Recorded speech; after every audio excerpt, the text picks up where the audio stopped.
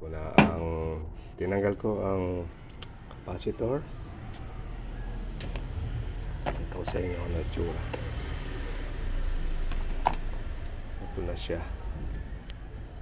Ayan.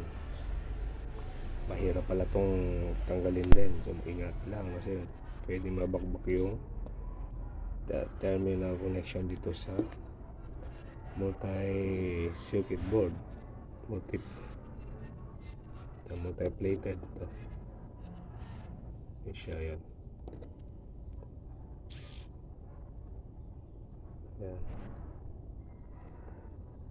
So papalitan ko ito lang nabili ko, 10 microfarad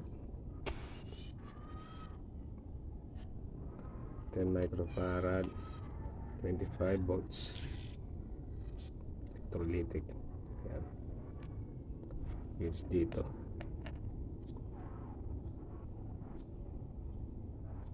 Yan, 35 volts. Nakakabili ito sa Lazada o sa Shopee. Ngayon ilalagay ko ito